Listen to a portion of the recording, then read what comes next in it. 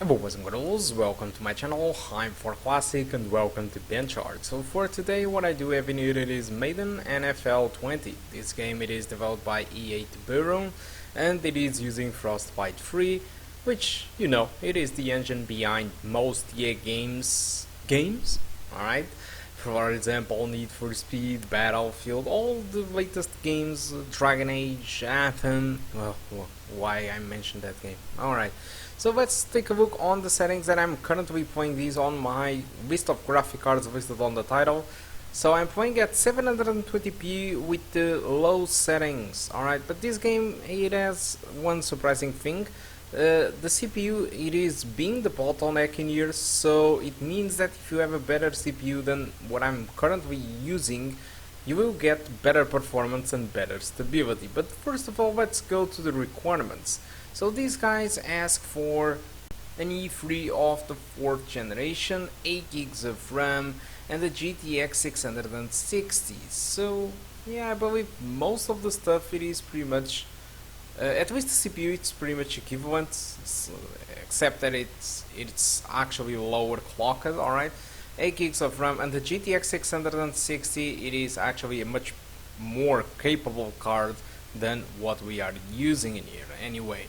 So anyway, the results were like this. With 720p low settings, the settings that I will be using in this video, what I got was an average of 29 and a 1% low of 70.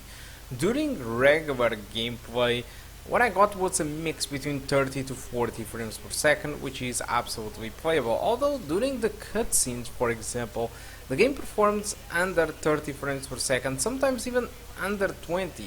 I know it's only cutscenes and you are not going to interact with the game, but you can actually see that the CPU is being fully utilized to 100%. And the graphic card it is waiting for work, making the game much more inconsistent than the usual. So what I mean by this is that, like I said before, if you have a much better CPU, the game will feel much more consistent, and not only that, it will deliver better frame rate. But for example, if you are a guy that you are using an E3 from the 4000 generation, for example, you will suffer of frame time spikes and worse frame rate than what I actually already suffer. So CPU, as I see it, it is more important than graphic card, at least for this game at least. It seems that the GT 740M or the GT 920M, it is perfectly capable of handling the game at 720p low settings with frame rates below 30 frames per second on the cutscenes, but the stuttering and the inconsistency, that's the blame for the CPU, not the graphic card. Alright, so about prices for this game. I'm not really into football games, that's why I'm allowing the CPU to fight each other instead of me playing the game, because I'm actually very bad at this. So you can get the game from Origin, the store of EA Games, for $59.99, so it's a full price for the game. Or alternatively, you can actually join Origin Premier. It's pretty much 15 euros or $15 a month, and you will get this game completely with the Superstar edition, the most expensive edition, and also you receive a ton of other games aside from Madden NFL. I believe FIFA it is included, I'm not really sure, but you get Battlefield, Need for Speeds, so you just need to pay a subscription of 15 euros.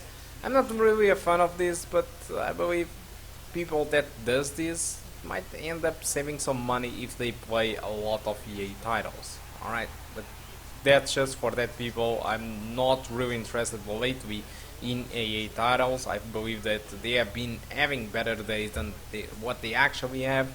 But yeah, that's pretty much that. So guys, that's all that I want to talk about Madden NFL 20. Hope you keep enjoying the rest of the video, and I do hope to see you soon. Oh, and by the way, if you hear a crackling sound, that's because the CPU it is getting overloaded at 100%, and the software recorder can't do anything about it, and the sounds just gets this annoying sound of crackling, stuttering or crackling sound, which makes it hard to see. This happens only when the CPU it is fully utilized. So I'm sorry. Guys, thank you a lot for watching, and I hope to see you soon. Goodbye. Third down, it's a loss of 7. And when you go 5 wide like they just did there, you can't really max protect, can you? No, you cannot. What you're hoping is that by going 5 wide, you're forcing the defense into coverage. And if you do that, you got a chance to find some people downfield. But if they audible themselves and go into a blitz, then it's got to happen right now, or very lights quickly. out. Or exactly right. Turn them out. That play's over.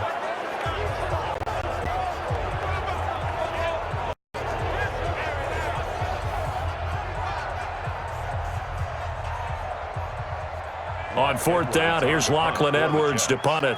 Back deep for New England, Julian Edelman.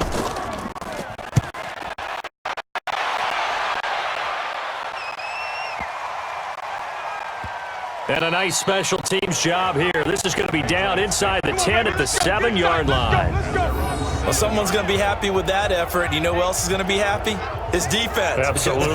He's created a very long field for that offense to try to traverse. And he got some help from Mr. Football there, checking up nicely. Good English on that punt. Out comes the New England offense to see what they can do this time.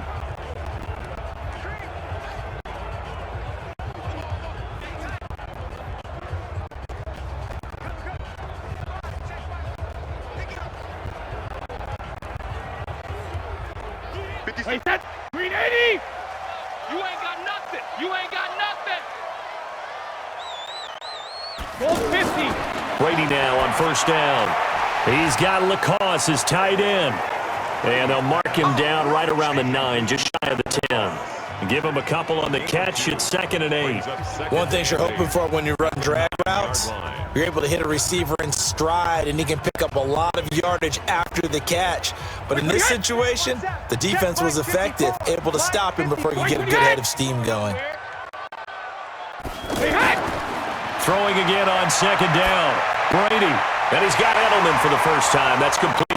And he takes this just about a yard shy of the 20. It's a 1st down on a gain of 10. The former 7th-round pick, Julian Edelman, just continues to have such a productive career.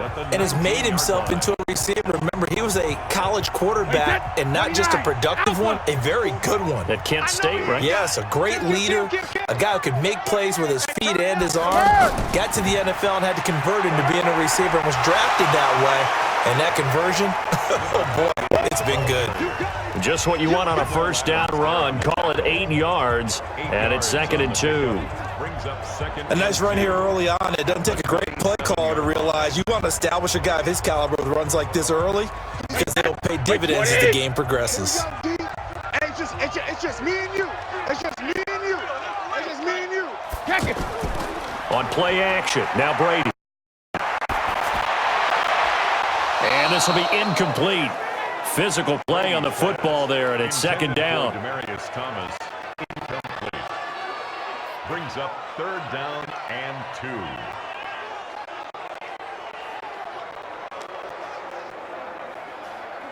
After the incompletion, here now, 3rd and 2.